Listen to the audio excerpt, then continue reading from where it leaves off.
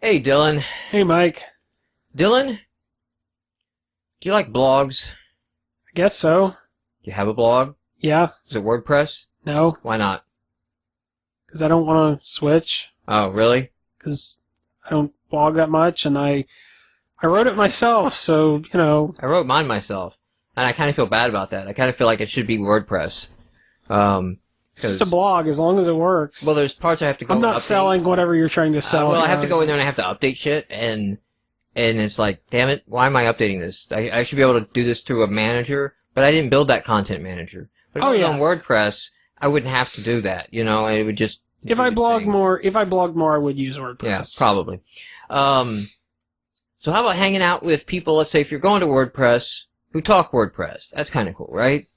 Yeah. So, that's one of the things that happens at the Technology Cooperative. There is a WordPress group. And the WordPress group actually has a WordPress dude there from, like, WordPress.com, from Automatic, the people who make WordPress. Really? His title's like Happiness Gardener, too.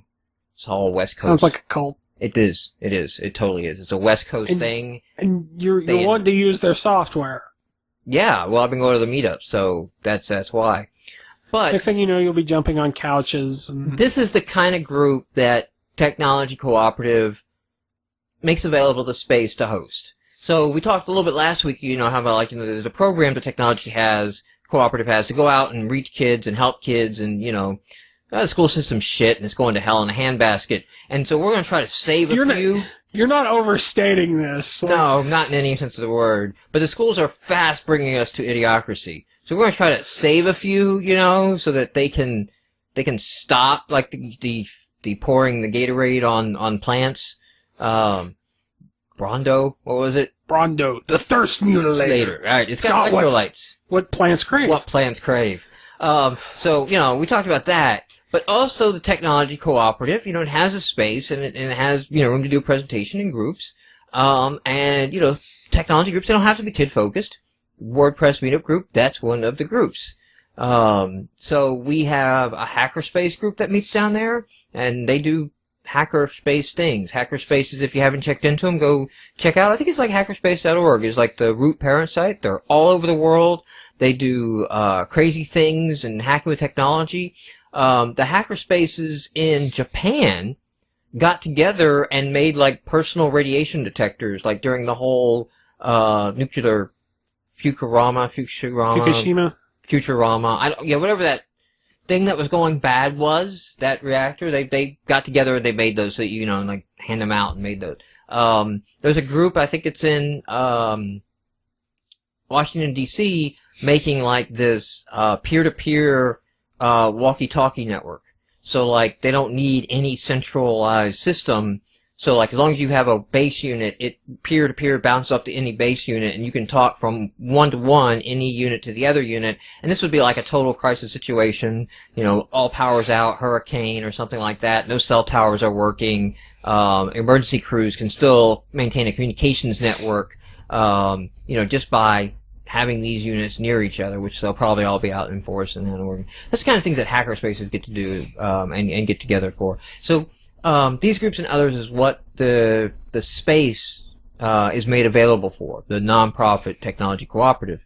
And if you'd like to help out, you can go to techco.org, techco.org.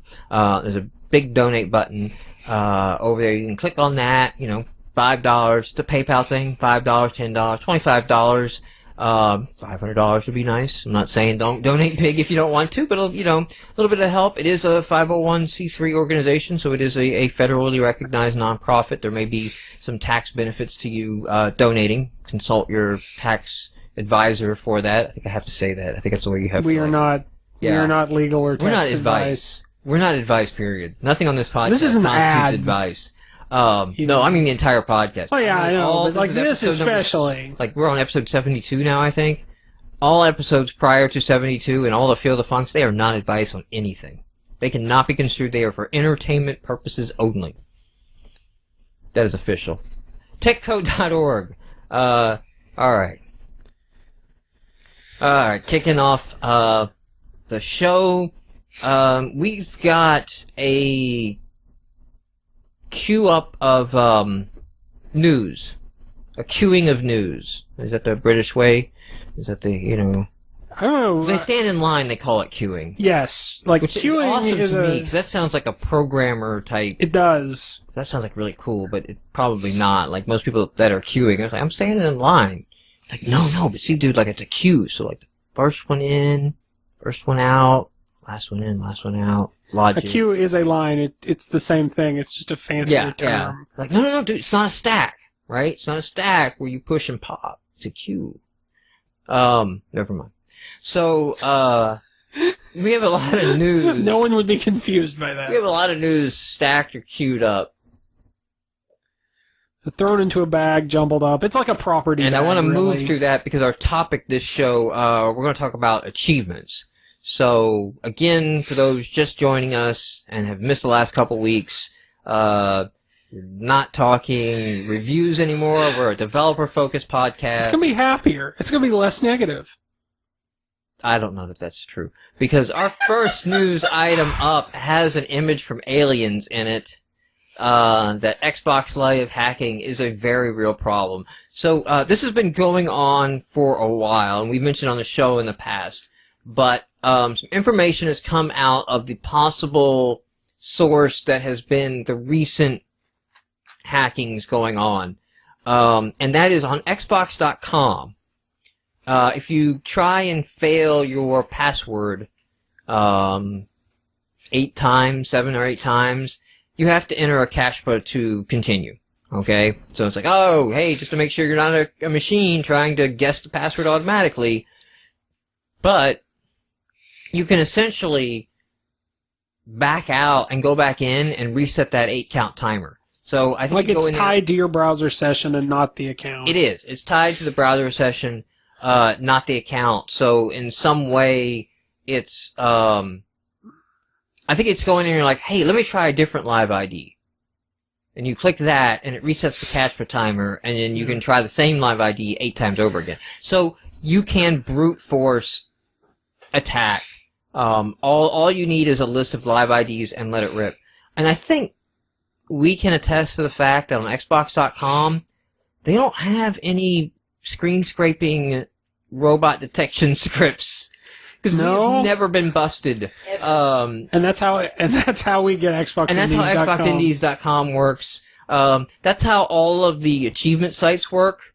The sites that do Raptor and True Achievements and those, they work on basically screen scraping data off the site because there's no API. There was discussion of an API, and Microsoft never really did anything with the API. They never really put the data in the API.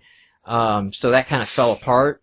And even if they were blocking things with robots.txt or something like that, or actually checking for a user agent, if you're a hacker, you can spoof that. I mean, yeah, and we do because actually they're running ASP.NET, so like it gives you dumbed down versions. So like the source code, if I just send it without a faked user agent string, would give me a different version of the page than the version I get in my browser. And since that makes it a pain in the ass for me to screen scrape, figure out where everything's at, that I actually fake that browser request. But, I mean, you can trend and you can check that.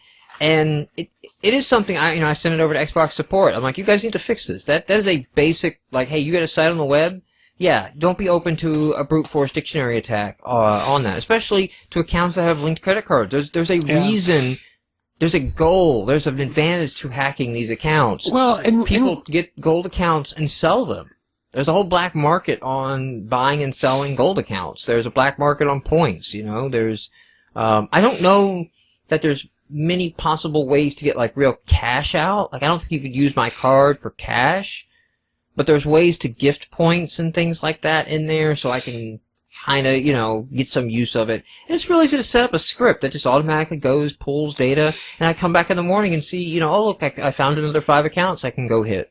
Yeah, and we had a big, long Twitter discussion about this earlier today, but really, like, Xbox.com, there are a lot of forums and blog software and things like that do the CAPTCHA, and it's probably not implemented there as well as it could be, but those aren't, I would think those are not, in most cases, not really lucrative to a hacker. There's, You hack someone's account, who cares? Yeah. Xbox, and I had my WoW account hacked, my WoW account that I've not used for 2 years hacked a couple weeks ago. And I freaked out because they got into that, and then they got into my iTunes, which I haven't used in forever, but I had the same username and password on it. And, it was a short password, same username, same password. I freaked out that I had, viruses, ran all kinds of scans, everything came up clean. I actually felt a little better when I saw the iTunes hack, because it's like, okay, those are same username, same password. It's not like someone, right. If charges had shown up on my Amazon account, then I would have been freaked out. Now, there's a site dedicated, this one girl, single mother, just the whole awful story of if you take $300 out of her account, that's it. She's not buying formula. Yeah.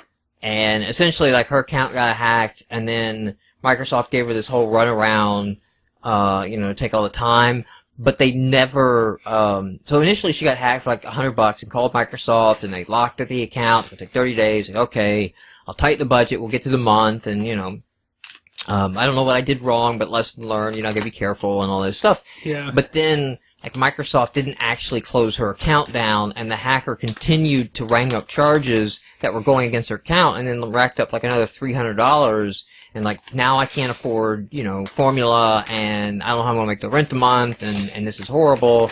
And so that story caught like wildfire, and then finally Microsoft expedited her thing, and they stepped in because it was getting covered on the gaming blogs. But she's turned her site into well, now that I kind of got this attention, tell me if you've been hacked. And she's collecting all these stories of how did you get hacked, and what looking for common threads. And there's not really a whole lot of common threads. She's not turning up they're all FIFA owners, know. And I'm sure there are multiple angles being worked. Well, it's not just the same. She posted in there. There's maybe 10-15% that are yeah, I go onto these forums and I bought some point cards off this guy and stuff like that you kind of know.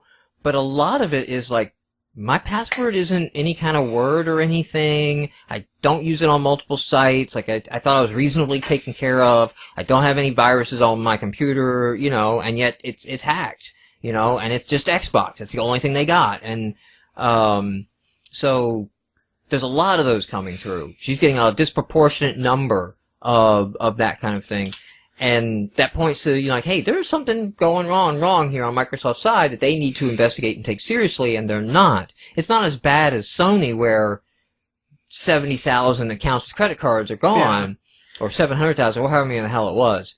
But it's still obvious that it's higher than your normal, phishing scam. Yeah, well, with Sony, it was a single, isolated, a single incident. You could say, yes, someone got access to exactly this. At this point, we don't know exactly what it is. We only see the symptoms, which are... So, in combination, though, with finding out this is exploit on Xbox.com, too much shit lines up at this point for me. Too much shit is lined up now, and a solid, because I think this was the point in an XKCD comic of you could probably get to 1,000 requests a second on a hackable web service. And if you can get to 1,000 requests a second, your 8-letter number and letter password is not safe. Okay? You're no longer safe. You're a couple days away from being able to be cracked. And, it doesn't matter. Alright, so what you need to do. First of all, if your password is not 12 characters, you should probably get at least a 12-character password. It is more difficult to hack a longer password than a complex password. Okay? This has kind of been a red herring of the security community. Geeks are to blame. I went around trying to get people substitute 1 for an I and stuff like that. Well, guess what? They're all on those tricks now. A standard dictionary attack will do standard substitutions. An @ symbol for an A? How creative, So that really doesn't work, and it doesn't matter because you can just go through the brute force trial methods and crack these. There was some stuff done, I think in 2007, I mentioned on Twitter, where a GPU could go through all the combinations of an NT password in like 3.1 hours or something, because the GPU could be highly paralleled, and for like an 8-character NT password, using all features of the password and everything like that. Like, it could be cracked. It could just take it and crack it. Now, on the web service, it's going to be a little bit slower than if they got the actual hashed version of the password, but it's still not good. So if you're under 6, you're dangerous. You're highly dangerous. 8, you really want to think about it. You probably want to get over 12, and don't worry about being crazy. Like, you could go with, like, in the XKCD comic, you know, it's like, what? It's I don't remember. Horse battery staple or something like that. Don't actually use what's in the XKCD comic. No, don't actually use what's in the case comic. But it's like a picture of a horse looking at a battery with a staple in it, and you know, it's like easy to remember. Oh yes, that's a battery staple, horsey. You know, that is a battery stapled. And so it's kind of nonsensical, but you can remember that, and you know, all lowercase, and you know, he basically goes to prove the point that like that's like a lifetime to crack that password at you know, the rate that you could do it right now. So length is more important than complexity, so up that. And then the second thing is to unlink your credit card from Microsoft.com so that if it does get it, well, second, don't use the same password on multiple sites, period. Yes. Ever. You can use, I use Password Safe, you use Password Keeper. KeePass. KeePass, these are both free software. Yeah. That you can download. They create a little file and they can generate passwords for you. And they're actually kind of handy, because then, when I'm going to my bank site now, I log into my Password Safe, find the entry to the bank account, click the button to open the bank account's web page, and then click the other button, which will auto-fill in the username and password to my bank account, and it logs me in. And so it's actually been really helpful, not like on the bank site that I might go to more often, but like, say, on the CodeStock email management site. I rarely ever go to that. I have a hard time even remembering the URL. It's like, where the fuck's that admin site? What was my administrator username? Forget the password. Like, what was the username that I had here? I have that it's same been really problem. helpful to keep that up on there. So let these password generators generate the most complex password allowable by the system you're using. They have mobile app versions, so you can get them on your mobile app. Yeah, I actually have a Droid app. I copy my password file over, which is extremely useful for logging into Xbox Live on other people's Xboxes, because I no longer have to. I no longer have to ensure that that's a password I remember. I just pull out my Droid, open it up, and go, yeah, let me retype these 12 insane characters on a gamepad. I use Dropbox to sync my my file, which, you know, like, there's a thing of like, oh hey, what, you know, Dropbox gets hacked. And in that case, it's like, well, they still have to decrypt the file, and the file has an incredibly long passphrase. Instead of a password, it's a passphrase. If I told it to you, you'd never forget it, you know. But the thing is like, it's so incredibly long, no computer is ever going to be able to hack that in any near time future that I have to worry about. And the day that computers can hack things that long, all kinds of things are fucked, you know. Yes, they've been taken over by the board. So to do all that, and then unlinking your account, which I'm going through, is a pain in the fucking ass with Xbox.com. I've already canceled my auto renews, but it still will not let me remove my credit card. I'm going to try to, I guess, get them on the phone next and try to get them to unlink the damn card. And if they won't do that, then I'm probably going to call up the bank and just say, we need to change this credit card number. Because I'm concerned. Microsoft has this vulnerability that's floating around. They've not confirmed it, but I can't unlink my credit card. They will not let me link the credit card, so cancel this card. I want a card with a new number. And then it'll be a pain in the ass in some other places where I have to update it, but my card's not in that many places I've found, because I've had to do that a couple times. You know, because every now and then your bank will say, like, hey, something funny happened, so we're reissuing numbers for everybody. Nothing happened to your account, but we're going to go ahead and reissue numbers. And then I found, like, I actually don't have that many places where it's remembered. And that's fine.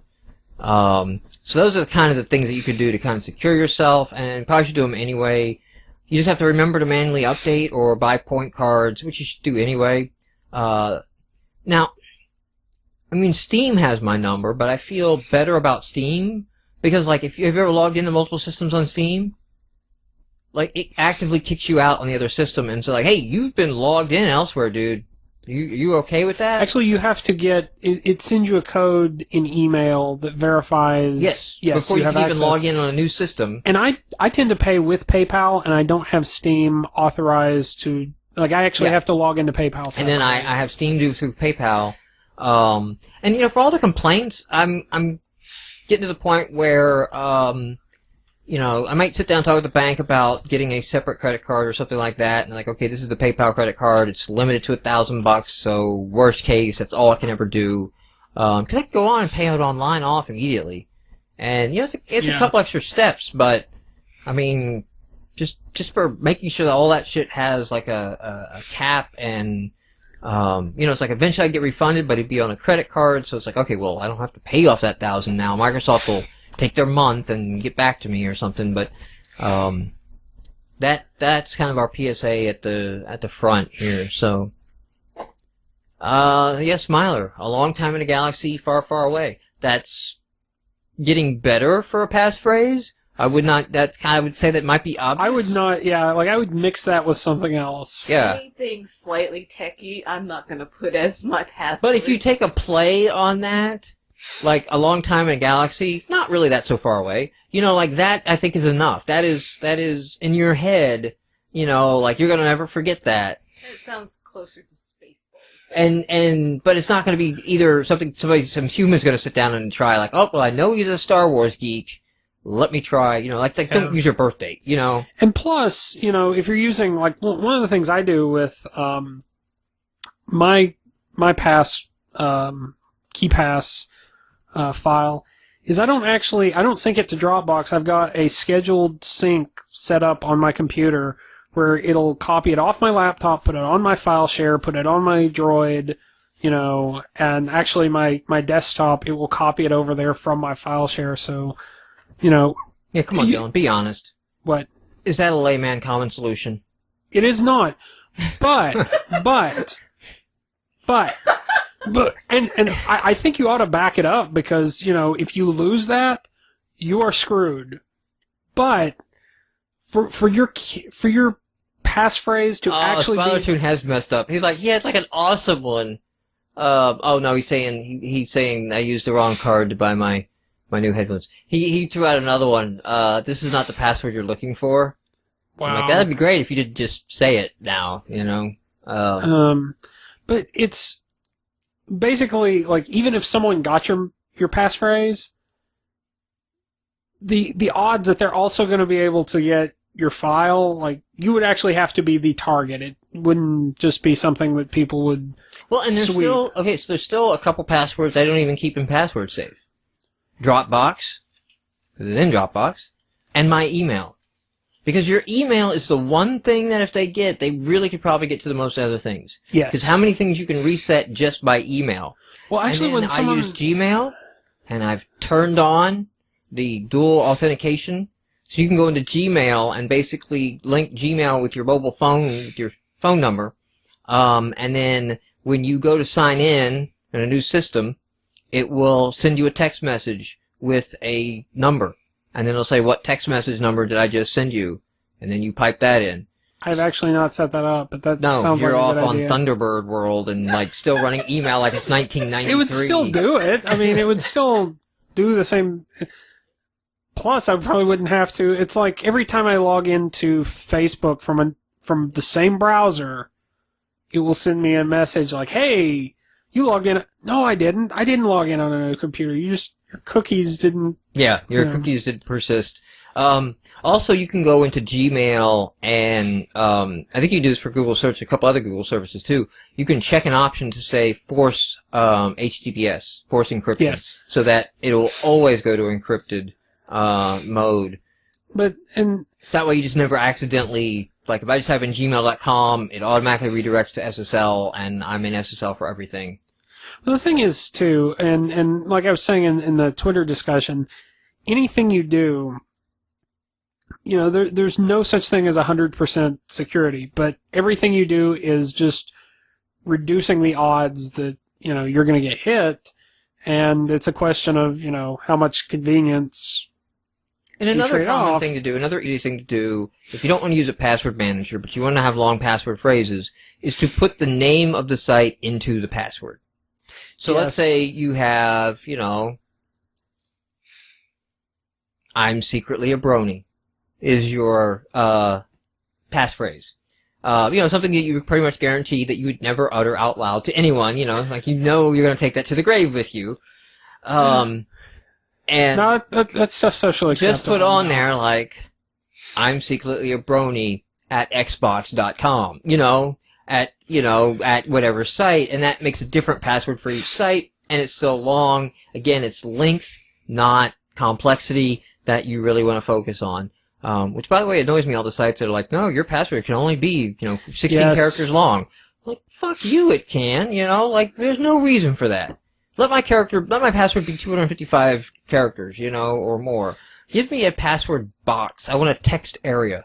I want to compose a small novelette. My passphrase is a sonnet. You know, I have dirty limericks. That's my passphrase. Alright. So, like I said, I got a lot of news that caught my eye, so it's gonna be very Xbox Indie focused. But, Xbox Live Indie Games. So you now have a maximum of 500 megabytes, which I think is pretty awesome. I think that's pretty good. And the minimum price file size is reduced. So Microsoft basically took the last bit off and the race to the bottom. I think I'm linking off to Armless Octopus here. Prices plummet for Xbox Live Indie Games. Basically,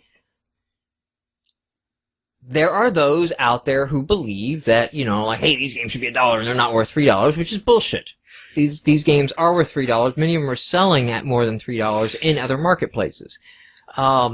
Because I can't remember who tweeted it, but I think it was Robert Boyd, because it Saves the World. He was like, hey guys, just a fact, just a wonderful tidbit, because of the way the top download list is the sum of trials plus sales, it actually helps Cthulhu Saves the World if you download the trial and then unlock it. Don't just buy it sight unseen, because that helps me in the rankings. Because we're not actually looking at, like, revenue earned for bestseller. We're looking for, you know, titles downloaded. So everybody has gone in there and dropped price down to $1. So really it has, I think, the race to the bottom is over. It's at the bottom now. And the sad it's thing going to be unfortunate because it's going to be hard to take advantage of that 500 megabyte space. The sad thing is the pricing model seems like they're trying to be a phone marketplace when really the pricing model should be more in line with XBLA.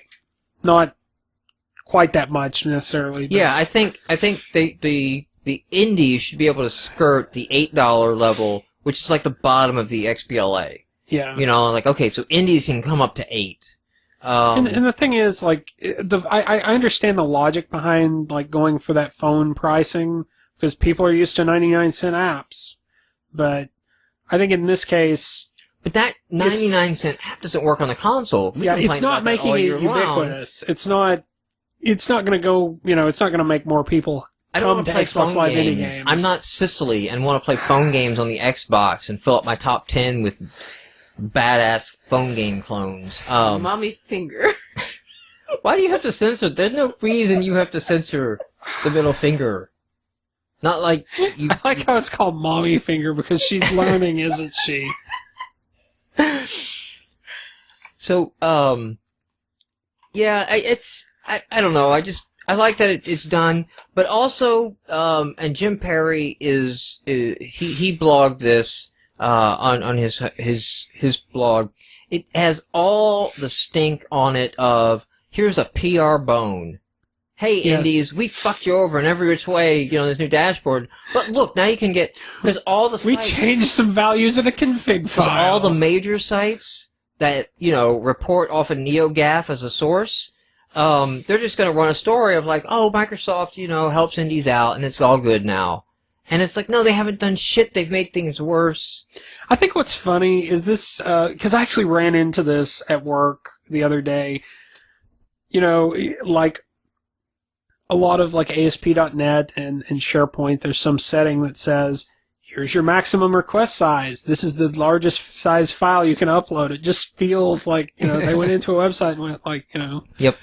That may not be it. It's just. Smiler Tune It's asks, can funny. XNA play video files? Like, damn it, log into our site. We had a best use of full motion video award for last year. It not magically so. Like, I mean, that it's not like But yes, play you can this play video. videos. You can play, what, I think they need to be WMVs. I've never actually used it, but I remember I've delved you into looked at it Yeah, I at delved some into point. it. It was basically just you grab a It gives texture you, for a particular time. Exactly. So you call into it and kind of like a animation on a model. You know, you call into it and get the animation for the time that you're at. You call into it and you get a texture back. So it's really kind of cool. It's really pretty flexible. The video segment in there that they have. And you know, unfortunately, all this cutscene stuff that you've been working on, I mean, the bulk of that was for us to fit into the 50 meg limit of $1 price point. Oh yeah, games. but But it's still going to be useful. Yes. It'll still be good. it will be useful for our games. I don't expect, like, I'm going to do the screencast, and I don't expect anything more than that. This one I'm just going to kind of call out. It'll be in the show notes. Over on Gamers.com, they link to this YouTube video that Freelance Games, Trailer Park King developer did, of basically going through and wondering, you know, or running down the list of items from a developer point of view of like, hey, these are all the new features that Microsoft added in the new dashboard, and they're all kind of shit. They're all like, and he's reading through the article, like, they're pumping this up as a big deal, and it's kind of shit. You know, like being in that tile is kind of shit because everybody just sees those center tiles as ads. That's what they are. Yeah. And you just, manually, you put up a block. Yeah, I was going to say, content. like, technically they were going that way because I kept complaining that the game marketplace tile on the old dashboard looked like an ad, and it seems like even more tiles these days look like ads. Last little interesting bits on Microsoft off the rant section. Well, I guess this won't be too much off the rant section. Connect on PC. So apparently at CES they announced they're going to have a PC edition of the Kinect. It is going to work better close up. So it'll work at like near field, you know, down to 5 centimeters, I think something said. Pretty damn close. Desktop distances. But it will cost more because they're not looking at it being subsidized against game sales. I wonder how long that lasts. That seems like, because it's not by a little, but by a lot. Like where it's 100, 159 or 100 or something like that on the Xbox, it's like $249 PC. It's like $100 more. Well, if you're already diving in, but to you can something get that is the Xbox expensive. edition, and it's going to be the same like bulk and size though. So I mean, it's pretty much going to be the same Kinect unit. So it's not like in a smaller package or anything that you could like set on top of your monitor or something like that. Yeah, I think. I don't know. It's still got the. Now, if that was a hardware thing that you could then hook up to your Xbox, I would be like, okay, now it's starting to make sense. Yeah. Waiting to buy one. Like it's a Kinect V2 or 1.5 or something. Like it doesn't work. It works with all the games you got, but it'll work a little closer. So if you have space issues, that's really what they should do. If they've got this technology to let it work closer, then they should get that out for the Xbox because the big problem is the space required. I assume it's partly a hardware thing, but I wonder if any of it is a software thing too. Speculation, yay. Yeah, I finally played Dance Central. I've had that game since the Kinect launched, and we got Kinect for Christmas last year. And my older girls, have Dance Central also over at their mom's house. And so they've been playing it for like a year, and they're like 5-starring all the dances, and they love it. And, it was a night that Rachel did D&D or whatever, and Hannah wanted to play it. It was just me and Hannah over, so I said, whatever, and play it. And they ridiculed the holy ever fucking shit out of me. And it's like, I don't even know how to play the game. They know all the dance moves by heart, and they're like, you're just moving so slow. Like, do you want to slow it down for you, Dad? Can you not handle this? And it's just like, and they were like, vicious little bitches. Like, it was like... You're talking about your daughters but here. It was like wow. at a high school level, like I was ready, like it was back to high school of like why I didn't hang out with girls in high school. 'Cause they're bitches, and you don't want to have anything to do with that. And it was like, you know what? I'm just gonna throw this out here, but I think people of both genders can be hurtful. What I did was, because Dad not that I experienced that in high school. There and one up, I went and like, you know what? You've played all this stuff? Fucking DLC. Bam, bam, bam, bam, bam. Oh, look. Fatboy Slim, weapon of choice. I don't even have to see the dance to know what the dance is. Christopher Walken committed to memory. Let's go. Was it really? Hard. Yes. It was very reminiscent of, it was definitely like a like, what could you do with? But it totally starts out with the, moving back and forth, and it's just like, I just want to put on a suit with a tie and do that. And then it's like, take that, this song you've never heard of. Which actually they did kind of heard of the song because it's used in commercials, so they did know of the song a little bit. And they're like, I recognize this song. Doesn't seem that old. But I guess it is. It is, yeah. I think we are older. Yeah. I like how this has become like this competition between you and your daughters. It's like, this might not be good for them, but I assume that you subscribe to the Honey Badger theory of parenting. Well, this is good for them because if they can show a backbone against their dad, they're likely to show a backbone against other children. Yes, but that's good as long as it's the children who will show a backbone against them. If it's I want your lunch changed, money. Okay? They like fucking werewolves into like slumber party teenage girls all of a sudden. Like, they were no longer my daughters. Whatever that was not my spawn, okay? Oh. They've never acted like that before. But you fired up Dance Central and it's like, bam, that's immediately the mode they went into. So, but there's also like, there's a parenting thing of like, you can't beat your parents. It's like, it took me almost until, I think I was a senior in high school.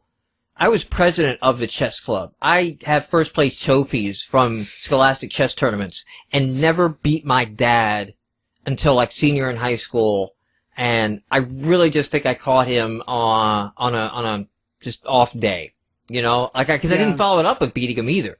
But that was like the one victory I got off of him in chess. I don't think I've ever beaten him but once in my entire lifetime in chess.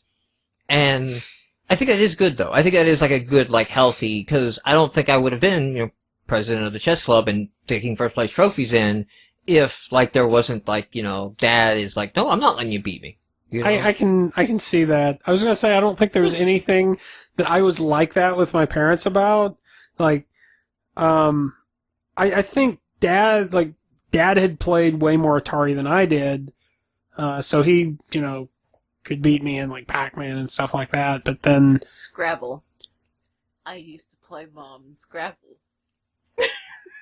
See, I can't even remember there being like, it was always pretty well evenly matched on things like that. But then we didn't play like highly competitive board games like that. It's usually like Payday or Monopoly or whatever. All right, last Xbox-related news that I've got up here is iOS and Android set to host Xbox Live indie games, and basically they're looking at doing Xbox Live integrated titles on other platforms. Interesting. Yeah, it's like, what the fuck are you guys? You guys know what you're doing. You have a plan. They're trying to do because they're you're pulling a dicks Sega. to indies on your own platform.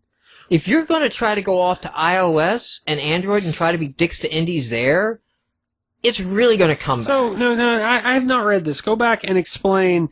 They're this is specifically Xbox Live Indie Game related. This is not Xbox Live. No. This is allowing Xbox Live services, so achievements, leaderboards, etc., that you can get on Windows Phone 7 and you can get on Xbox to be able to be integrated into iOS and Android games. So it's like when you're doing this... I'm guessing this will be publisher titles. Right, that's what I mean. When you play this published title game in your own ecosystem, that's one level of dickery. But that's your own ecosystem, and that's the way your system works. Yes. Android and iPhone, they don't have this publisher tier setup, right? They have this everyone takes everything, and this special set of API shit.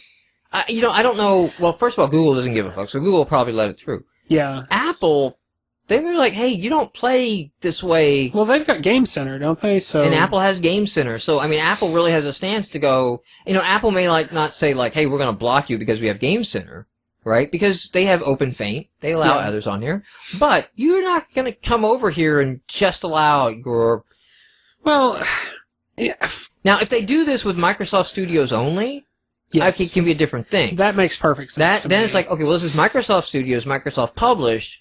Okay, I kind of get that. If EA and BioWare and those titles start showing up with Xbox Live achievements on my iPhone, and Xbox Live achievements are not open for any other developers...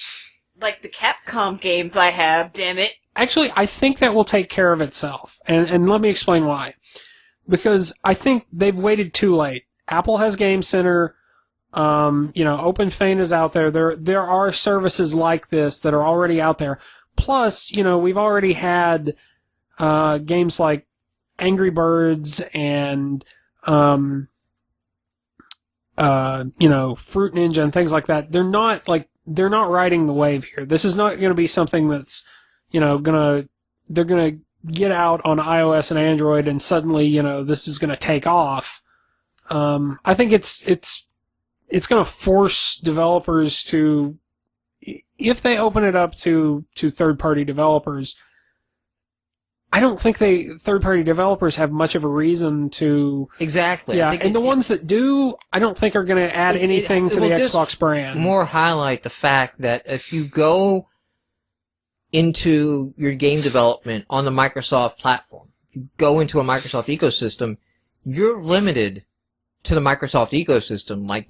It's not very cross-portable, because then it's going to be like, well, but I have to have an iOS, I need that to work in Cocoa Touch or whatever I'm using for my game, because you're not cross-platform. I need a Unity plugin now or something, to go in. Yeah. It's going to highlight the fact that Microsoft is more closed with their platform, whereas you got some much more... And that's fine. Platform options. It makes sense. You've got one unified achievement system for Microsoft platforms. If they wholeheartedly announce this, and they're like, "Hey, yeah, we're getting behind this XNA as a generic framework to run on all the systems," No. But I think they need to get to. Honestly, I think they're going. Well, to find you've got Monogame. They could do it. I've been reading Ben Kane's Monogame and. I say that not knowing anything about it. Yeah, My point is... So this week I've learned a lot about it because he's blogging. Ben Kane did DLC Quest, and he's porting it with Monogame to the Mac, and reading the shit that he's going through and debugging shaders in Monogame and figuring out, this entire feature set isn't there, and I'm sure it's not as pretty as... Having the content compile his shit in Windows and then copy over the compiled version because the content pipeline isn't there and all that. All I've read about that is yeah, fuck Monogame. Because, some of the shit that he's gone in to fix, VSync and all that's not working in Monogame out the box, and so he's got graphical tearing going. You know what? I'll just learn something else. That's what... I even posted a comment. I'm like, I love this. I love following you in this port exercise, and the only thing I've taken away from it is I never want to do anything with Monogame. Which then backs up into, I should need less XNA. Yes. Which I think... Microsoft's dominance in Xbox keeps them relevant. If they lose that in the next console generation, And they could. We've outlined in the past, like a Steam PS2 console or PS2 fell. Yeah, so there's a history. They're in the same position this generation as PS2 was last generation, and you know what? It almost sticky. They could run into the problem of the 360 kills the 720 because that's what the PS2 did to this PS3. They don't even need a third competitor. But if they become less relevant, all of a sudden, what are they offering? They're not dominating on the PC. Steam is, you know. Yeah. They're not dominating in the mobile space. Windows Phone 7 doesn't even make a blip on the charts anymore. Like, when you see the market share percentage, like, it doesn't even, like, is that Windows or is that the zero line? Like, you can't tell anymore. It's so far down there. Their tablet shit and all that's a ways off, like, for that to come in and the whole Metro thing. Like, they're not even going to launch that to the end of this year, hopefully. Maybe. Fingers crossed. We'll see if that happens. So, like, they were quickly making themselves irrelevant by the system they're on. I don't know if this is the answer. This whole, like, we're going to allow integration into our platform. Like, you're right. And, like, if you would have done that, if year 2 of the iPhone. Yeah. If Angry Birds would have picked you up. Yeah, you would have had a big grab in the gaming market on the other platforms right out the gate. However, I think Microsoft is getting royalties off of 70% of all Android devices now or something. Yeah, I read something. With their patents or something like that. So, they're doing okay in the mobile space, just not with Windows Phone 7. But even if they did develop XNA as a platform or a library on multiple platforms, it seems they've got to radically kind of switch their business model, because right now, you know, because then it becomes something like .NET. You know, this is a platform we use, or this is a development environment that we use, or development tools that we use to drive the sales of Windows servers. Right. Well, and you'd have to treat it like, okay, we have the Xbox.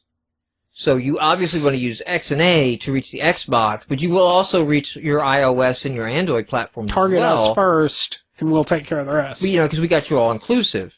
Yeah. Right now, it's, well, if I leave off the Xbox, I can have everybody else. If I target the Xbox, I have the Xbox, and your marketplace isn't great there. Your Windows Phone 7 is not, so I'll ignore you 100%. You know, it's like, I don't need to be find someone else who is doing what you're doing. So switching gears up, we've talked about GameMaker in the past, and MoaCube had a write-up on GameMaker that I thought was pretty good into somebody who's been doing this. Now, I guess MoaCube has released several, they've been using it for 7 years, they have several published titles, that they've done in GameMaker, and now they are switching to Unity. And they make 2D gameplay, so going to Unity, which is not a native 2D environment, it's a 3D environment that you hack 2D into, is not obviously a first choice for a 2D game developer. Something like GameMaker is. But they had a pretty interesting write-up that the support from the GameMaker community has not been there lately. Like, the GameMaker community is chasing buzzwords, and, like, core products are suffering. And what buzzwords are they chasing? Like HTML5 and that was iOS cross-platform and Android, which I saw on their site of like, oh, that's interesting. But to hear his side of it is that GameMaker 8.1 is the latest working GameMaker, but he has to use 8.0 because there's all this shit broken in 8.1 that he can't distribute his games because, like, you can't do full screen in 8.1 because it's buggy, so he has to do everything in 8.0. He can't take any advantage of features. The Mac version is awful, and really, like, 7 is the last stable version of it, and, you know, so then you're locked into 7 if you're trying to do Mac, or you're doing crazy backports. Well, he starts off with the good, that it's flexible and capable. The performance is just fine, okay? Because you launch it up, and it's a very handheld, simple, like, you can do drag and drop. You can do scripting, but, you know, it's like that whole drag and drop thing, and the initial reaction to drag and drop is that, you know, rapid prototyping, oh, well, your performance is going to be shit. And he's here to say, like, that's not a problem. Performance is not an issue, and the performance issues you run into are your code, not the framework. So, performance is good. It is flexible and capable. You can do a lot of things. It is cheap, and easy to learn. Predictable. Basically, if it runs on my machine, it's going to run on my target machines. Is what you've got there, so you're not spending a lot of time cross-platform debugging. It has good multi-platform prospects. The HTML5 exporter is out. iOS and Android are coming later. So it looks like in the next year or so, over the next year, it's going to be a contender for cross-platform framework. That's why I've been following it a lot lately, actually. With that. Oh, come on. The video's screwing up. Alright, well, I'll just go off the video. The lack of competition, I know this. There's not that many good 2D frameworks cross-platform out there. Yeah. The big ones are 3D frameworks. And unfortunately, I'm interested in 3D. So, the first is... Well, his first is Bad Impression. The website is shit for Yo-Yo Games. It's kind of confusing what's GameMaker and what's them selling games that they self-publish, with their own framework and everything. So that, I was kind of like, I don't care. You know, if I can find a forum, and there's a good healthy forum on GameMaker, that I don't really care about that. Mac, like I said, sucks, so you can produce a Mac binary, he said, from Windows or something. So like you can cross-build in it or something like that. But he basically says you run into the problem where you're debugging and building on one system to run on another, and it's a pain in the ass not to be able to just run on that system. Wait, so they don't have a Mac version that you could then debug on? Yeah. Well, they have a Mac version, but it's shit. So it's unusable, is what he's saying.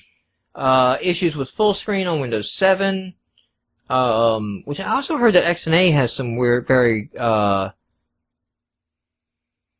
has some full screen issues on Windows 7. I've run across that mentioned a couple times on people porting their games to PC, and then they go full screen, and it's like, it lags a whole bunch of shit, and I don't know what that is, but I've heard that turn up. And so it's weird that it's turned up in two places now. Like, what's going on here? I was gonna say, seems like the awkward dev schedule he's mentioned, but it's pretty significant that there's not a lot happening, and it's been a long time that they've been saying, hey, this next version, this next version, this next version, and nothing's been delivered, so I'm not sure what it is. The built-in editors are crap. I didn't expect much out of the built-in editors. Like, I'm not going to use the GameMaker art editor, you know, to do you're going to find so whatever your... That wasn't whatever graphics program you're most comfortable with. But lack of portability, and essentially the exporters for Mac, iOS, Android are coming soon. That means they're not available now. No. So that may or may not start. Teamwork is hard. It doesn't play nice with source code control, project sharing. So that makes it hard. The thing Jim asked is he said Windows 7, full screen on Windows 7. It has full screen issues in Windows 7. I was gonna say, I've noticed with a lot of games. So basically, uncertain future, and all of this has left him to move off.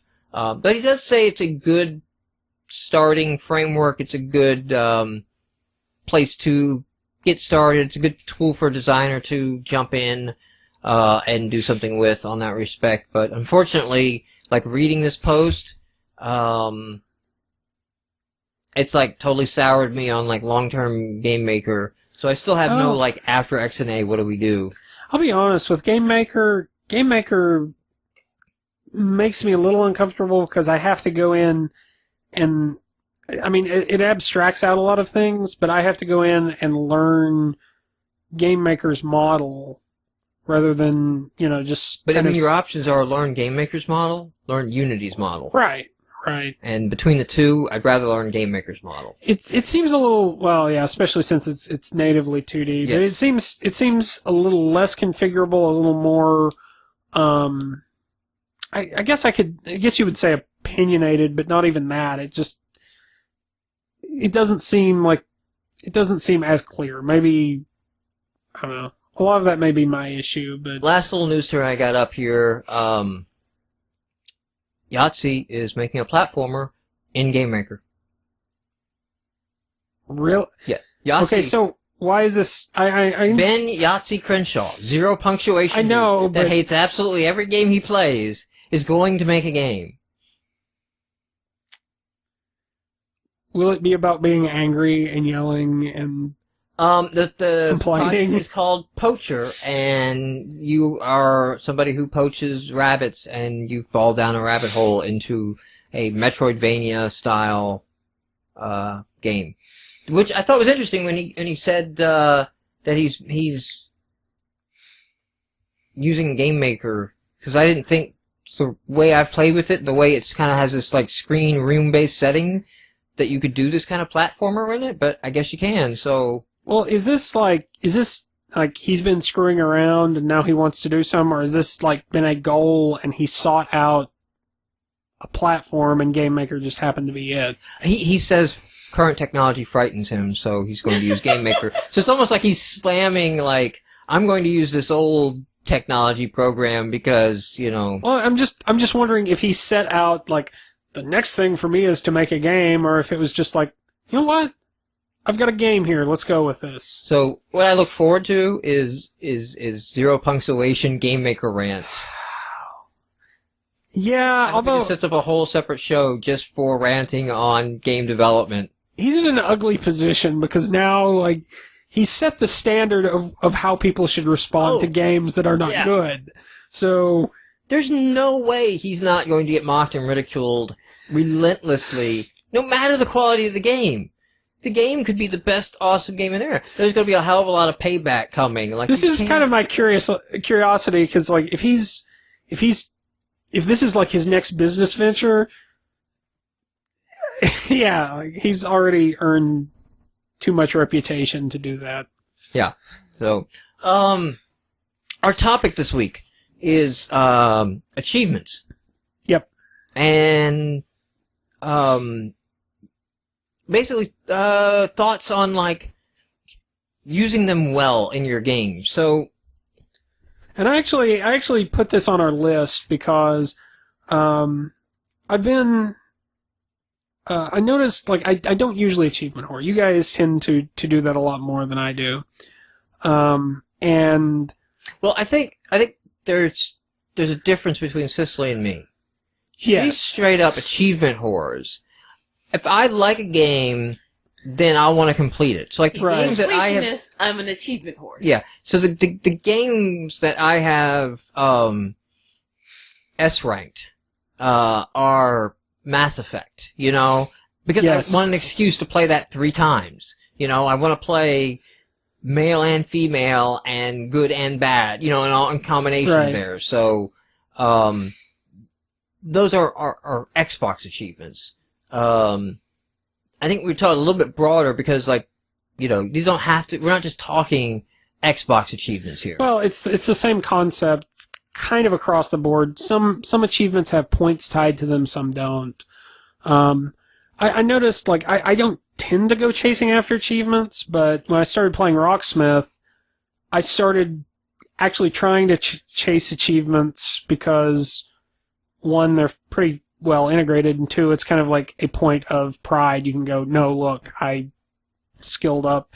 I got gold in all technique challenges. That's one advantage of achievements. Like, I don't think many people care about the sum total of achievements. It's really, I played this game and you played this game, and head-to-head comparing, you know, I've done that a lot on people that have played the same game as I, of seeing, like, how far into this game did they get? Were they obsessed as me on this game? Or were they like me? Did they just skip through the game? Or I skipped through the game and they were obsessive about it? You know, it really shows, like, how into a game that you got. I think, so for developers, even indie games and, you know, mobile platforming, like, whatever you're in, you can put in an achievement system. You can tie it in with, we mentioned them, like, there's OpenFaint, for Android and iOS, and then of course there's Game Center on iOS. You can make up awardment systems or whatever you want in indie games to do that, which worked for me in DLC Quest. I did all those, including the one that you'll do anything for an achievement of kill everybody, anything that moves or whatever. And I think not only are they good to compare against friends, I think there's some design considerations when putting achievements into your game. And I think my opinion is that if I finish your game, okay, if I complete your game or play your game significantly, if it's not the kind of game that you finish, but just basically I've played your game all the way through, I should just end up naturally with about 60 to 75% of the achievements. I think that just going through the game should be a reward in and of itself. So most of the achievements should be tied to progression through the game as expected. Now the other 25-30% should encourage me to do things I may not come across in the main path, right? So, or to do things that maybe I could do in the main path, but, are not likely. Like in Mass Effect, as an example, there's achievements for Paragon and Renegade, basically maxing out the good, maxing out the bad, playing the extreme of good or bad. If you play through it normally and beat the missions, you'll probably do whatever's right in the moment and you'll probably mix it through.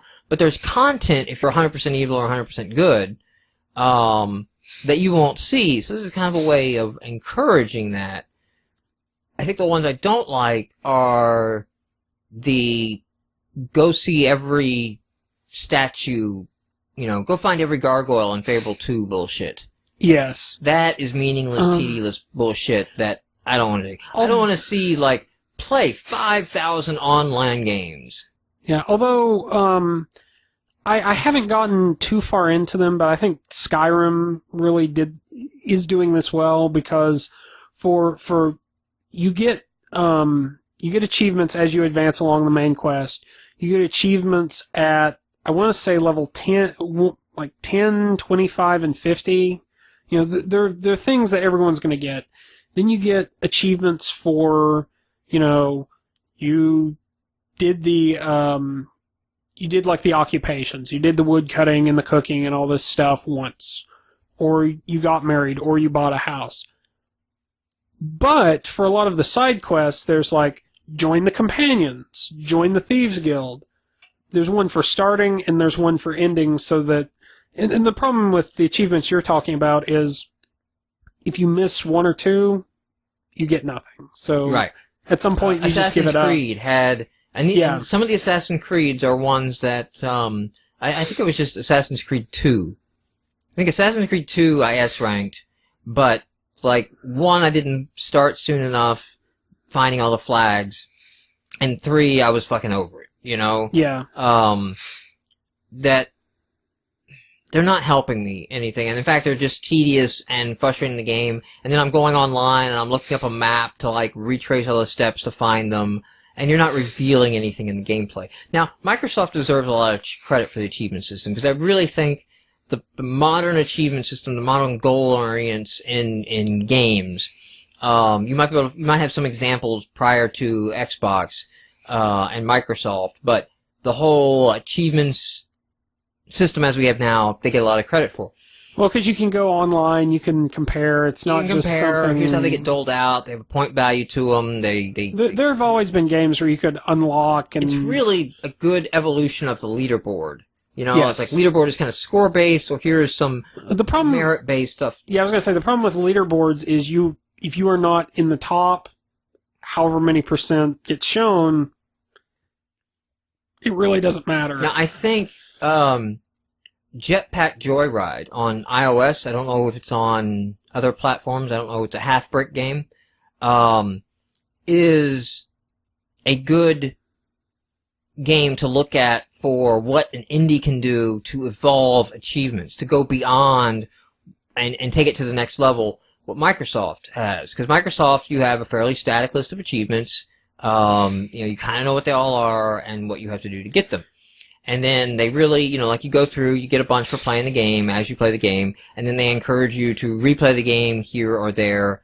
Well, they're static because they're, you know, the achievement point system makes them kind of the sacrosanct thing that is not to be touched. Microsoft calls it sacrosanct and then shits all over it themselves. So yeah, let's not go into that. When you have Major Nelson advertising that they put Avatar on sale and hey, go get the game that's an easy 1,000 achievement points. It's like, yeah, you know they're a fucking joke too. So, and then like I said, we don't like put stock in that total number. That total number is not. If anything, the only thing good to total number is maybe like a quick glance of like, are you a gamer? How much do you actually play? Yeah, are you playing a lot? Although that's not always true. I just want to see like if I see like 4,000 or 5,000, like, oh, okay, you're playing. It's not like I need to see like 20,000, 25,000. Right. And if I log in and I see like 60,000, 80,000, I'm like, holy shit, you're pretty hardcore. Now to be fair, like, I'm the kind of person who may play more, but not necessarily have the score that reflects that, because Skyrim, early on, ton of achievements. Now, like the past probably 10 or 12 hours I've played, not a whole lot. So, what, I'm gonna check on how many you've got here. I think I have like 8,600. Really? I thought you had more. Nope. That is it. I forget where I'm at. My achievement progress froze for about a year. I wonder why. Yeah. But, let's see here. Where are my friends list? Let's just check on Dylan.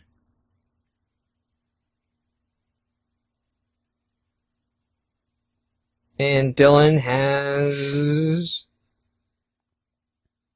9,000. Really? Yep. Okay. 9216. So what Jetpack Joyride? So what I was saying is like basically they give you reasons to replay the game in a different way. Jetpack Joyride has really integrated the achievements into the gameplay itself. Okay? So the first thing they do is instead of a static list of achievements, okay, and there's like 20 or 25, there are 3 achievements that you can get at any one time. When you get one of those, it gets replaced by a new achievement. So like there are 3 challenges, kind of like in Rainbow Rapture. Yes. Yeah, so it's sort of challengey, but not always. Sometimes they are buy an item in the shop. You know, buy and use an item in the shop. Sometimes they're stupid. Like, cause in Jetpack Joyride, it's a forced scroller. They got a little jetpack, so you tap to launch a jetpack and move up. And it'll be like, run 500 meters without using your jetpack. You know, or something like that. Or, you know, one I just had recently is go 300 meters with your head along the roof. Like, just scrape your head along the roof. So it sounds like they're kind of focusing you in, like, instead of going, here's everything you could get. But they're not, it's not like it's gameplay tutorial-y. It's like, hey, well, try this. Like, because we're just a forced scroller, but why don't you see how long you can go without grabbing a coin? You know? Like, oh, okay. That's a total wild new way to play it. And it's mixing it up, so it sucks it back in. You seeing if it's on Android? I am, just out of curiosity. It's free to play on iOS too. It's really good, the way they've done it. It may or may not be on Android. It is not. There's a Jetpack Joyride fan app, which so you can be a fan of Jetpack Joyride on Android. Angry Android. I told you not to get an Android, damn it. I said that. Oh man. Yeah, like, I don't care if I can't get a forced scroller. So now the other thing. Oh man, that makes me rethink my choice. As you get the achievements instead of having a point value on them, yes, they have a number of stars. 1, 2, 3. They loosely tie to difficulty, although sometimes some have popped up that are like buy something and it'll be 3 stars. So the coins you collect in the game persist. You can straight out buy money, or you can spend the coins in the game that you got playing to buy the stuff in the store. And if you play it a bit, it's not like a tiny tower where it's like, oh man, you really just want me to fucking buy and this is a joke. It's really done well to the point where I think I'm going to buy something from the store just out of like, hey, dude, I like the game, and I don't care about the cash or buying any of the DLC outfits, but I'm going to just to say thank you for the game because it's awesome. Yes. The stars rank up your dude in level. I don't know what the benefit of the level is. Like, I haven't seen it, but it is kind of a cool... But there are levels to be gained, therefore you want to gain it's like you start levels. out and like, hey, you're a novice, and then like you do enough achievements to get like 4 stars. You get those 4 stars, they go on your card, and then it's like, now you're a beginner. Awesome, dude. You know, congratulations. And you get a bonus of 1,000 coins that you can spend in the store or something at that moment. And then, you know, new ones pop in.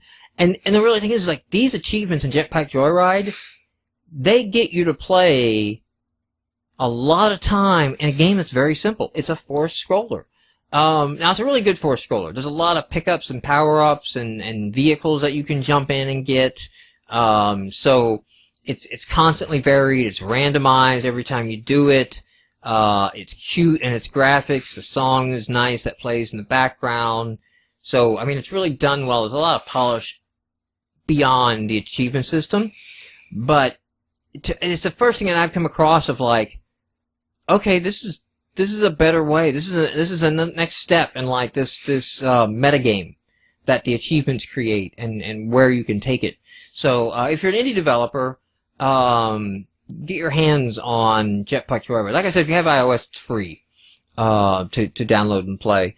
But you know, find some video or something like that. If you don't, I guess it's kind of hard to really get sucked into the experience if you're not playing it. But still, as an indie developer, this kind of achievement system, if you were to do this on Xbox Live, would be fairly effective. There's been achievement systems that mimic award mints, you know, on Xbox Live indie games. And I don't really feel I need to complete those because they don't have the social aspect, right? Yeah. They don't. No one can see. No one can see the achievements. Nobody can see it. You know, I can't compare games, so I'm not as interested. But if I was leveling up by getting the achievements, like now I'm tied into it. And then once you get on that achievement treadmill, man, it's hard to get off. Well, it really depends on what type of gamer you're looking at. Like, if you're like.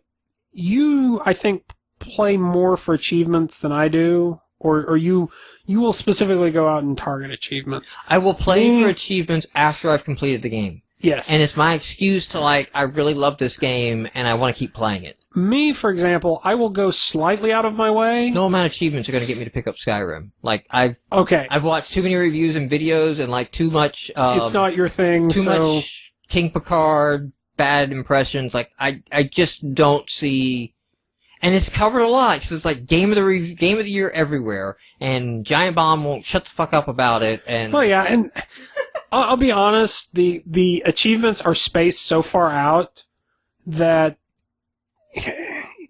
it's the type of game that you almost don't need achievements for things, because I will go off on a side quest because, hey, I get to go off over there. I don't know what's over there, you know. So I can't easily be swayed by achievements, but if you give me an achievement, I will go slightly out of my way to, I'll make a point of doing this just to pick it up. Why not?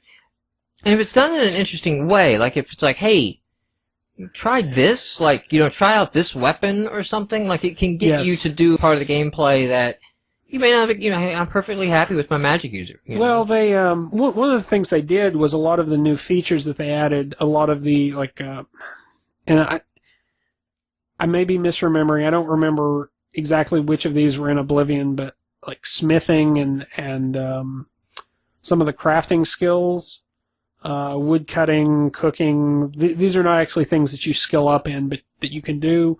You get achievements for doing, like, are they achievements for like trying it out, or are they achievements for like achievements mastering? for trying it out? So it's basically like, hey, you get some easy achievement points here for just give it a shot, man. And it kind of gets you into it. But like I said, they do the intro and then kind of the exit. Like, find one standing stone, find all 13 standing stones. You know, so and the thing is, like, the first thing you do actually is an achievement. You have to go through something. One of the things that bugged me about Rocksmith, I really liked the the achievements, but again, that's sort of like something you can point to and go like, no, I actually learned or I improved the guitar with this. Right. It's something, there's a lot of achievements I unlocked in DJ Hero. Yeah. And that's because it's like, oh, no, shit. Like, okay, yeah, no. you because you can't see that I 5-starred all these songs unless I get the achievement for, completing it on hard. Right, but with Rocksmith, they tended to do that. They had things on the very easy side, like I think you got a achievement for just going through the sound check tutorial and tuning your guitar. It's kind of like, it seems sort of weak. And a lot of the games that you can play, the mini games, because you unlock them, you get an achievement just for starting them.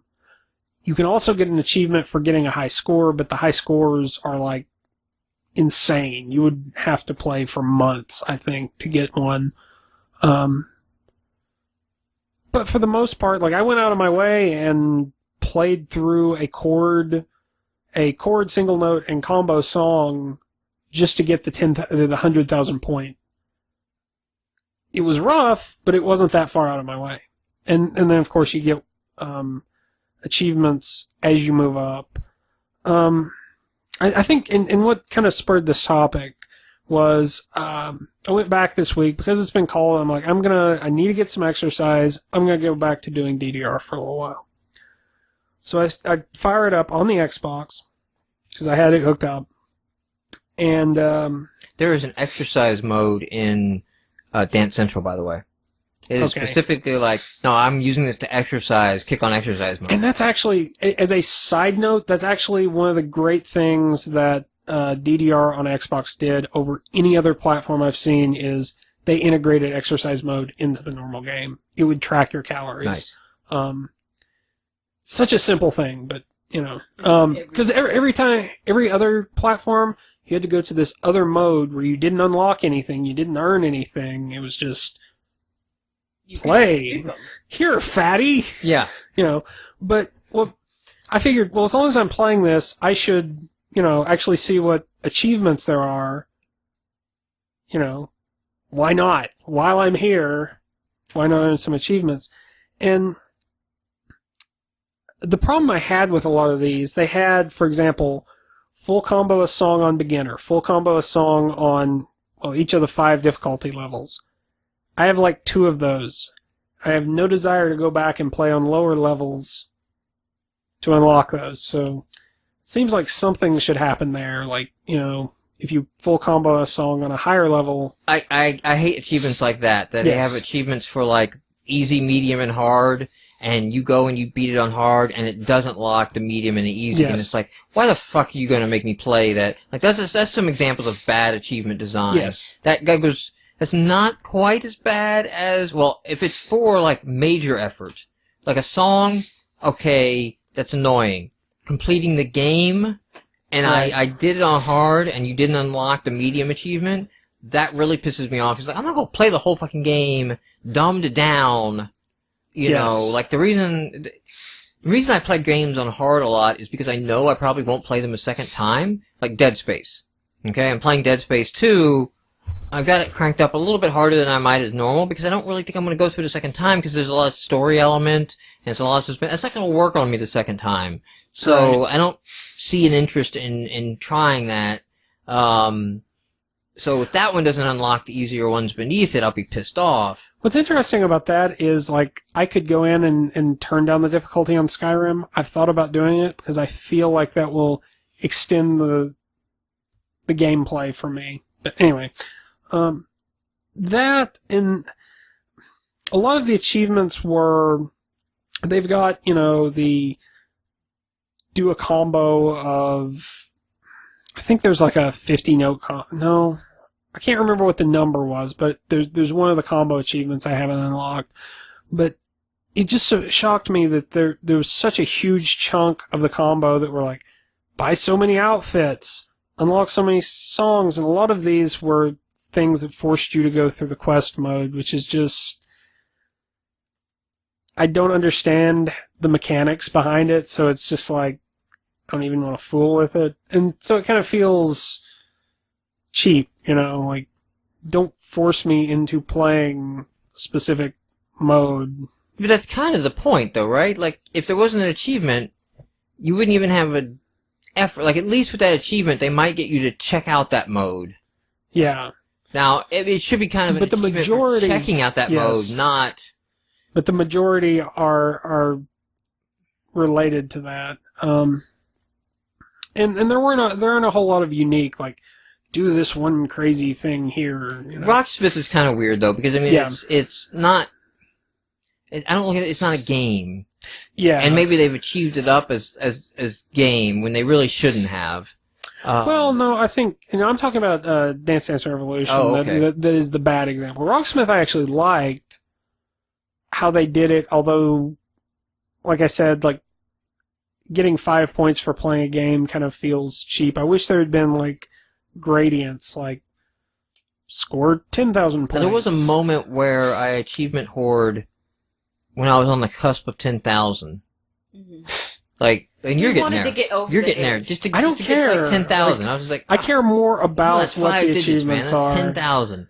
And so I was looking for, cause we didn't have any games I hadn't played, or we had games I hadn't played, but I wasn't interested in playing. So I was kind of going down the list, and I think that's when I plugged in, Katamari, which I never played. It was a game we bought for the girls. Yeah. But I turned out I ended up enjoying that game. Essentially, and I still can't play it. It's not that I can't play it, it's just, it makes me physically ill to look at the screen. Have you ever played Katamari? I have not. Oh, okay. I get vertigo. Yeah. It's the only game I've ever gotten vertigo off of that consistently. Yeah. It's worth checking out, though. It's interesting. It's its own thing, definitely. It's kind of its own little thing, there. So I think that kind of wraps up. I mean, really, what the good and the high points, I think, as an indie, that could be a very easy thing that you can do. You can sit down and think through some ways to put some achievements on there that can add the feel of a lot of polish to your game, because it's, this has, this achievement system in it. And, can get some replayability, so you might get, more people talking about it. If you tie in, if you're on a platform that you can tie in, an achievement system then, gives comparative scores and things like that, and can get people talking about your game and sharing it that way. And it's like, oh, I see, my friends are playing this game. But I think there's still value in it, even if it's an Xbox Live indie game situation where you can't really share that. It's going to be specific to your game. This is where, like, the Jetpack Joyride style of achievements that are almost integrated into gameplay can take something so simple as a forest scroller and make it, one of the... But it got Game of the Year on a couple lists. I think it was on a Giant Bomb list where somebody gave it one of their Game of the Year positions, It's a little iOS forest scroller, and that made their a Game of the Year, which, I mean, on Giant Bomb is pretty much not even mentioning mobile games at all, It's old school console and PC. Yeah. It's still sort of a carrot on a stick, whatever way you use it. But I think you have to... So is a game, though. Yeah, it's a different type of carrot on a stick. And like I said, like with Skyrim, I respond to different carrots than, just what's in the achievements. So in some games it's kind of unnecessary, but for most indie games, it's as much your scope is going to be smaller. Sure it's also fun. Yes. Like the achievement system has to also be fun. It's not, do not just make a treadmill to climb. Right. Do not go in there and say like, oh, you need 500 headshots. Well, I think what you have to do, and there are a lot of games that will track how close you are to achieving certain achievements. Fruit Ninja did that pretty well. There's a couple others that I've seen on Xbox. Did you get Fruit Ninja Connect? No, I got it on phone. I got it when it was like free on the Android. Yeah. Same guys that also made Jetpack Joyride. But and also Half Brick Echoes. Yep. XBLIG. The thing you have to remember is different people respond to achievements differently and respond to different types of incentives, so you kind of have to parcel them out well. If they're all too easy, then you're going to make some people like really feel like they accomplished something, but you're going to leave probably people like you bored. I don't know about that. I don't know if I agree with that. I think you need to design the achievements well for the game. If you want to I think that's part of it. if you think you're going to have gamers who are going to be obsessive about their headshot kills, then make some creative leaderboards. You know, Right. like, those are really just variants on high score. So make a creative leaderboard that's like, you know, hey, you can see your, you know, by headshot kills, by, you know, by score, by, Yeah, I guess what I time mean played and is- things like that. Because those are just statistics and attributes. So that's a leaderboard. Don't put statistics and attributes into, achievements. Yeah. I think I've ever heard anybody say, I love the collection achievements that run around and go find the 200 dumb items and, like, I don't think I've ever heard anybody And like, that's- oh, I love that. That's kind of what I mean. You kind of have to identify which achievements are made for people who will go slightly out of their way, people who will go, you know, moderately out of their way, and then people who will going for those 200 items because they love going for 200 items.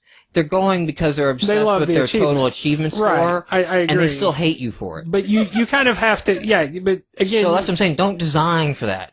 Exactly. There's not this catering to that extremity. He doesn't exist. He's just an achievement whore. He would get the achievement if it was, you know, go explore this new game mode. So make the game Right. mode one not... Well, I guess what I mean is you have to make some that are legitimately challenging, not stupidly challenging, not monotonous, but are legitimately off the beaten path.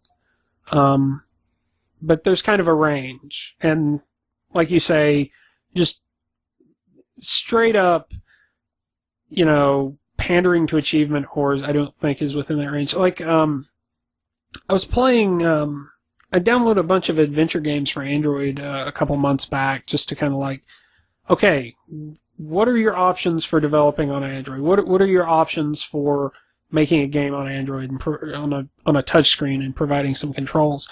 And there was one of these games I picked up that had like, pick up all these titles. There were all these different collectibles, not achievements per se, but just collectibles, and it kind of felt like you're just trying to get me, you know, you're trying to give me another hit, you know, for achievement, or people who are addicted to achievements, but you're not doing anything interesting with that. So, no, I totally get what you're saying. Yeah, and I mean, there's games like Gears of War. Yes. Completed Gears of War, and I'm looking at the thing, and it's like, you got 180 achievement points. I fucking completed the game. And then at that point, it's almost like, you know what?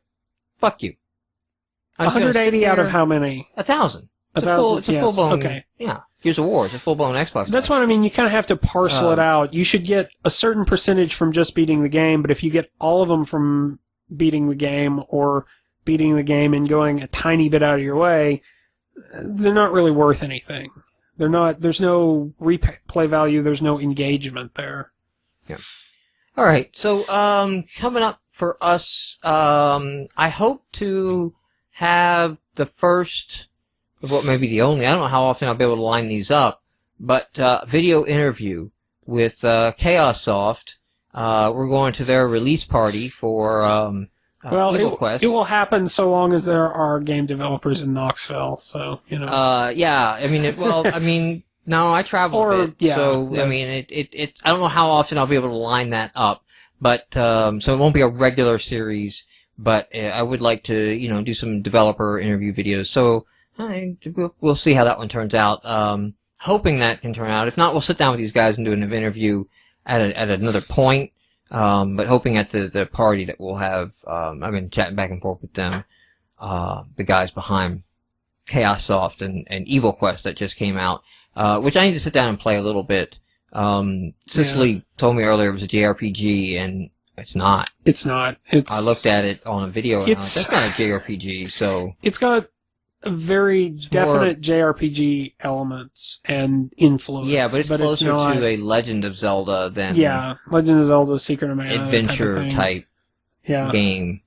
So I It felt enough like a JRPG that my brain. There was no menu-based combat. No, but there were a lot of, like, all the menus definitely were inspired by Final Fantasy, so I can see, you know, where that comes from. It's derived from a JRPG. It may be ATB, but still. ATB? Active Time Battle. Okay. It was straight up just combat. Just, you know, adventure combat. So, I'm gonna check out Evil Quest. Evil Quest, and we should have a video next week, which will probably be our only video. It'll be the first slowdown of that. I don't know if next week is the week, but at some point I'll pull us out of Xbox Indies, because we won't be doing Xbox Live Indie Game focused reviews anymore. I'll let the Chaosoft one go, because that's kind of still focused there, but at some point, it's like, because we're going to start, doing development type blogs and things like that on there. Yeah. I have been toying around with the idea of turning GameMarx into a developer version of Xbox Indies. So essentially, Xbox Indies aggregates snippets of posts from several sites that review Xbox Live Indie games, so it's gamer focused. Occasionally somebody has come through and asked if their developer blog could be on there, and I'm like, nah, it's not really for developer blogs and press releases and all that. It's for sites that review. It's gamer focused, and so different audience. And I've been toying with the idea of letting GameMarx see if there's interest in syndicating. And we link back to your site. We don't keep the content on our site. We just just syndicate a link to make a central resource for game developers. If you're listening to the podcast and you're interested in that, let me know. Drop a line on Twitter at GameMarx, or an email at podcast@gamemarx.com. If I get 5 or 6 developers that are interested, then I think we got enough that'll be worthwhile to set that system up on GameMarx. We're obviously going to redesign the site a little bit, and shuffle content around. I've already made some changes to the site, but in this transition, that'll happen. Yeah. It may be a few weeks before this stuff happens. I have to get our code stock stuff in line so I can begin the call for speakers on code stock. So if you're listening to this podcast and you are interested in speaking at code stock on game development, check out codestock.org, and stay tuned there for when the call to speakers goes up, and submit that, because it's all programming. So it's not a game programming conference. It's all kinds of programming conference, but we have had almost a track worth of game programming each year. So it's become popular. If you're a speaker that comes out, I'll just let you know that you'll have a lot of new to game development. You'll have a lot of people interested in. You may get 1 or 2 people in who are it's not a game developer conference. It's not a game developer conference. It's a regular developer conference. You'll have a lot of developers who are interested in games. So, tends to be a lot of business developers, especially. So what else is there? Well, it's not like hobbyists or I don't know, like people who are into like the language or CS, computer science side of things, talking abstract algorithms. It's not math, it's business. I don't know. All right. So, anything here?